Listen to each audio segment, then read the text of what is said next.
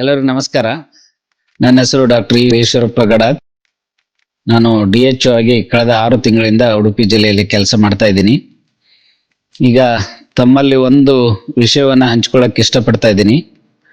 ಅದೇನಂದ್ರೆ, ಸಾಮಾನ್ಯವಾಗಿ ಜನರು ಏನಾದರೂ ಕಾಯಿಲೆಗಳು ಅಥವಾ ಉಲ್ಬಣಗೊಳ್ಳುವಂಥ ಕಾಯಿಲೆಗಳು ಅಥವಾ ಸೀರಿಯಸ್ ಡಿಸೀಸ್ ಬಂದಾಗ ಯಾವುದೋ ದೊಡ್ಡ ದೊಡ್ಡ ಆಸ್ಪತ್ರೆ ಅಥವಾ ಮೆಡಿಕಲ್ ಕಾಲೇಜ್ ಆಸ್ಪತ್ರೆ ಅಂತಲ್ಲಿಗೆ ಹೋಗಿ ತುಂಬ ಖರ್ಚುಗಳನ್ನೆಲ್ಲ ಮಾಡಿಕೊಂಡು ತುಂಬ ಹೊರೆ ಅನುಭವಿಸಿ ಆರ್ಥಿಕ ಸಂಕಷ್ಟದಲ್ಲಿರೋದನ್ನು ನಾವು ಇತ್ತೀಚಿನ ದಿನಗಳಲ್ಲಿ ನೋಡ್ತಾ ಇದ್ದೀವಿ. ಆದರೆ ನಮ್ಮ ಸರ್ಕಾರಿ ಆಸ್ಪತ್ರೆಗಳಲ್ಲಿ ಕೆಲವೊಂದು ರೋಗಗಳಿಗೆ ಅಥವಾ ಕೆಲವೊಂದು ಮೊದಲ ಹಂತದ ಟ್ರೀಟ್ಮೆಂಟ್ ಎಲ್ಲ ಸರ್ಕಾರಿ ಆಸ್ಪತ್ರೆಗಳಿಗೂ ಸಿಗ್ತಾ ಇದೆ. ಮೊದಲ ಹಂತದಲ್ಲೇ ನಾವು ನಮ್ಮ ಸರ್ಕಾರಿ ಆಸ್ಪತ್ರೆ ವೈದ್ಯರನ್ನ ಸಲಹೆಯನ್ನು ಪಡೆದದ್ದಲ್ಲಿ ಈ ರೀತಿ ಮುಂದುವರೆದು ಅದು ಉಲ್ಬಣ ಆಗೋಕ್ಕಿಂತ ಮುಂಚಿತವಾಗಿ ನಾವು ಟ್ರೀಟ್ಮೆಂಟ್ ತಗೊಳ್ಳೋಕೆ ಸಾಧ್ಯ ಇದೆ ಅನ್ನುವಂಥ ವಿಷಯವನ್ನ ತಮ್ಮಲ್ಲಿ ಹಂಚ್ಕೊಳ್ತಾ ಇದ್ದೀನಿ. ಈಗ ಒಂದು ಉದಾಹರಣೆಯಾಗಿ ಹೇಳ್ಬೇಕಂದ್ರೆ, ನಮ್ಮ ಕಿಡ್ನಿ ಡಿಸೀಸ್ ಇರ್ಬೋದು, ಡಯಾಲಿಸಿಸ್ ಇರ್ಬೋದು, ಇವು ಮೊದಲ ಹಂತದಲ್ಲಿ ಜನರಲ್ ಹಾಸ್ಪಿಟಲ್ ಕುಂದಾಪುರ ಇರ್ಬೋದು, ಜನರಲ್ ಹಾಸ್ಪಿಟಲ್ ಕಾರ್ಕಳ ಇರ್ಬೋದು, ಅಥವಾ ಬೇರೆ ಯಾವುದೇ ರಾಜ್ಯದ ತಾಲೂಕು ಆಸ್ಪತ್ರೆಗಳಲ್ಲಿ ಫಿಸಿಷಿಯನ್ ಇರ್ತಾರೆ ಅಥವಾ ನಮ್ಮ MBBS ಡಾಕ್ಟ್ರೇ ಸಾಕು, ಅವರಲ್ಲೇ ಹೋದರೂ ಕೂಡ ಮೊದಲ ಹಂತದಲ್ಲಿ ಇದ್ದಾಗ ಆವಾಗ ತಮ್ಮ ದಿನನಿತ್ಯದ ಬದಲಾವಣೆಗಳನ್ನು ಮಾಡ್ಕೋಬೋದು. ಅದೇ ರೀತಿ ಡಯಾಬಿಟಿಸ್ ಇರ್ಬೋದು.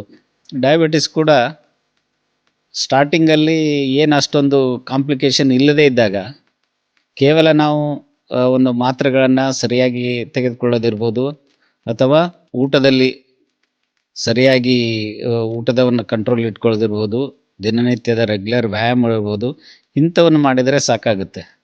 ಇದೆಲ್ಲವೂ ಕೂಡ ನಮ್ಮ ಪ್ರಾಥಮಿಕ ಆರೋಗ್ಯ ಕೇಂದ್ರದಲ್ಲಿಯೂ ಕೂಡ ಈಗ ಲಭ್ಯ ಇದೆ.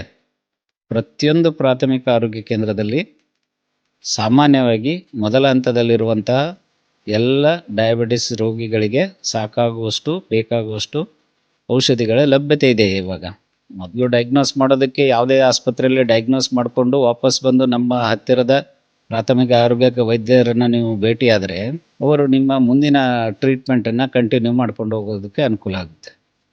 ಅದೇ ರೀತಿ ನಮ್ಮ ತಾಲೂಕು ಆಸ್ಪತ್ರೆಗಳಲ್ಲೂ ಕೂಡ ಈಗ ಎಲ್ಲ ಒಂದು ಸ್ಪೆಷಾಲಿಟಿಗಳು ಕೂಡ ಇದ್ದಾವೆ. ನಾವು ಪ್ರೈಮರಿ ಹಂತದಲ್ಲಿ ನಾವು ಅವರನ್ನು ಕಂಡ್ರೆ ಅವರು ಕೂಡ ನಿಮಗೆ ಸಾಕಷ್ಟು ಸಲಹೆಗಳನ್ನು ನೀಡ್ತಾರೆ.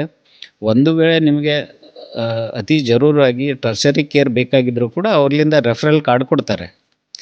ಅದರ ಜೊತೆಗೆ ಇನ್ನೊಂದು ಏನು ಅನುಕೂಲ ಅಂದರೆ, ಈಗ ನಮ್ಮ ಸರ್ಕಾರ, ಕೇಂದ್ರ ಸರ್ಕಾರ ಮತ್ತು ರಾಜ್ಯ ಸರ್ಕಾರ ಎರಡೂ ಕೂಡ ಆಯುಷ್ಮಾನ್ ಭಾರತ ಪ್ರಧಾನಮಂತ್ರಿ ಮುಖ್ಯಮಂತ್ರಿಗಳ ಆರೋಗ್ಯ ಕರ್ನಾಟಕ ಇದರಲ್ಲಿ ನಿಮಗೆ ABRK ಕಾರ್ಡ್ ಅಂತ ಮಾಡಿದ್ದಾರೆ. ಆ ABRK ಕಾರ್ಡಲ್ಲಿ ನಿಮಗೆ ಮೊಟ್ಟ ಮೊದಲನೇದಾಗಿ ರೆಫರಲ್ ಅನ್ನೋದೊಂದು, ಅಂದರೆ ನಾವು ಹೆಚ್ಚಿನ ನಿಮಗೆ ಚಿಕಿತ್ಸೆ ಅವಶ್ಯಕತೆ ಇದೆ, ನೀವು ಮುಂದಿನ ಹೆಚ್ಚಿನ ಆಸ್ಪತ್ರೆಗೆ ಚಿಕಿತ್ಸೆಗೆ ಕಳಿಸೋದಕ್ಕೆ ರೆಫರಲ್ ಲೆಟರ್ ಕೊಡ್ತಾರೆ.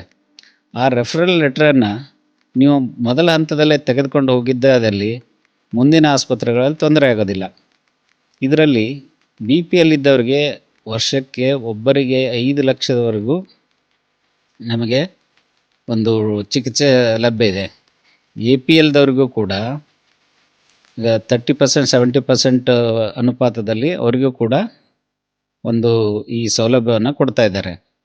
ಇದರಲ್ಲಿ ಎಲ್ಲ ಚಿಕಿತ್ಸೆಗಳಿಗೂ ಕೋಡ್ಗಳಿದ್ದಾವೆ. ಈಗ ಆಲ್ಮೋಸ್ಟ್ ಆಲ್ ಎಲ್ಲ ಚಿಕಿತ್ಸೆಗಳಿಗೂ ಸುಮಾರು 950ರಷ್ಟು ಬಂದಿದ್ದಾವೆ. ಈಗ ಮತ್ತೆ ಆ್ಯಡ್ ಮಾಡಿ 1200 ಕೋಡ್ಗಳಾಗಿದ್ದಾವೆ. ಅಂದರೆ 1200ರಷ್ಟು ಚಿಕಿತ್ಸೆಗಳಿಗೆ ನಾವು ಈಗ ಈ ಒಂದು ಆರ್ಥಿಕ ಸೌಲಭ್ಯವನ್ನು ABRK ಕಾರ್ಡ್ ಮುಖಾಂತರ ಕೊಡ್ತಾ ಇದ್ದಾರೆ.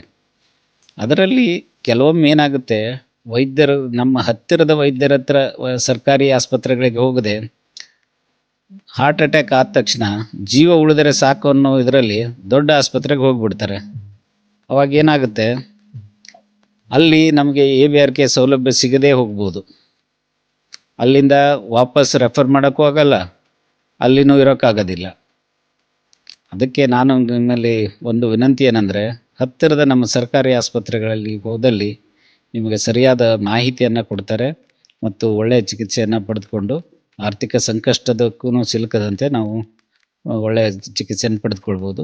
ಅದೇ ರೀತಿ ನಮ್ಮ ಸರ್ಕಾರಿ ಆಸ್ಪತ್ರೆಗಳಲ್ಲಿ ಈ ಗರ್ಭಿಣಿಯರಿಗೆ ಸಿಗುವಂಥ ಈ ANC ಚೆಕಪ್, ಆಂಟಿನೆಟಲ್ ಚೆಕಪ್ ಅಥವಾ ಗರ್ಭಿಣಿ ತಪಾಸಣೆ ಏನಂತೀವಿ, ಅದೆಲ್ಲವೂ ಕೂಡ ಅವರು ಏನಾದರೂ ಹೈ ರಿಸ್ಕ್ ಕಾಂಪ್ಲಿಕೇಶನ್ಸ್ ಏನಾದ್ರು ಇದಾವೆ ಹೇಗೆ ಅನ್ನೋದನ್ನು ನಮ್ಮ ಎಲ್ಲ ಸರ್ಕಾರಿ ಆಸ್ಪತ್ರೆಗಳಲ್ಲೂ ಈಗ ತಪಾಸಣೆ ಆಗ್ತಾಯಿದೆ. ಅದಕ್ಕೆ ಸಾಮಾನ್ಯವಾಗಿ ಬೇಕಾಗುವಂಥ ಡಯಾಗ್ನೋಸ್ಟಿಕ್ ಅಂದರೆ ಪ್ರಯೋಗಶಾಲಾ ತಜ್ಞರಿದ್ದಾರೆ, ಅವರೆಲ್ಲ ಟೆಸ್ಟ್ಗಳನ್ನು ಈಗ ಮಾಡ್ತಾ ಇದ್ದಾರೆ. ಅವು ಯಾವುವು ಕೂಡ ನಾವು ಈಗ ಪ್ರೈವೇಟಲ್ಲಿ ಮಾಡಿಸ್ಕೋಬೇಕಂತಿಲ್ಲ, ಎಲ್ಲ ಸರ್ಕಾರಿ ಆಸ್ಪತ್ರೆಗಳಲ್ಲಿ ಲಭ್ಯತೆ ಇದೆ. ಅಂದರೆ ನಮ್ಮ ತಾಲೂಕು ಮಟ್ಟದ ಆಸ್ಪತ್ರೆಗಳಲ್ಲಿ ಎಲ್ಲ ಟೆಸ್ಟು ಆಗ್ತವೆ. ಪ್ರಾಥಮಿಕ ಆರೋಗ್ಯ ಕೇಂದ್ರದಲ್ಲೂ ಕೂಡ ಸಾಮಾನ್ಯವಾಗಿ ನಮಗೆ ನಾರ್ಮಲ್ ANCಗೆ ಏನು ಬೇಕು ಅವೆಲ್ಲ ಟೆಸ್ಟ್ಗಳು ಕೂಡ ಆಗ್ತವೆ. ಮತ್ತು ಅಲ್ಲಿ MBBS ವೈದ್ಯರು ANC ಎಲ್ಲ ಚೆಕ್ಗಳನ್ನು ಮಾಡ್ತಾರೆ.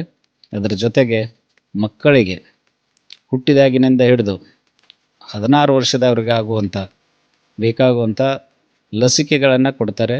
ನಮ್ಮ ಮಕ್ಕಳು ಸದೃಢವಾಗಿ ಬೆಳೆಯುವಂತೆ ನೋಡ್ಕೊಳ್ಳೋಕ್ಕೆ ಅನುಕೂಲ ಮಾಡಿಕೊಡ್ತಾ ಇದ್ದಾರೆ. ದಯವಿಟ್ಟು ಆ ಸೌಲಭ್ಯಗಳನ್ನು ಪಡೆದುಕೋಬೇಕು.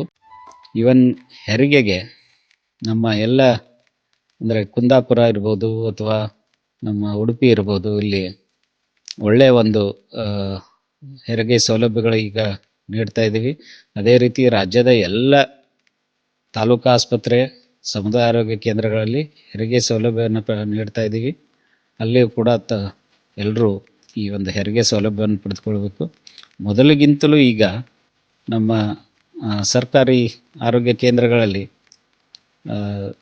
ಅದು ಕಟ್ಟಡದ್ದಿರ್ಬೋದು, ಕ್ಲೀನ್ಲೆಸ್ ಇರ್ಬೋದು, ಡ್ರಗ್ಸ್ ಇರ್ಬೋದು, ಎಲ್ಲವೂ ಕೂಡ ಬಹಳ ಉತ್ತಮ ರೀತಿಯಲ್ಲಿ ಸೌಲಭ್ಯ ನೀಡ್ತಾ ಇದ್ದೀವಿ. ತಾವೆಲ್ಲರೂ ಇದರ ಸೌಲಭ್ಯವನ್ನು ಪಡೆದುಕೊಳ್ಬೇಕಂತ ತಮ್ಮಲ್ಲಿ ವಿನಂತಿ ಮಾಡ್ಕೊಳ್ತಾ ಇದ್ದೀನಿ.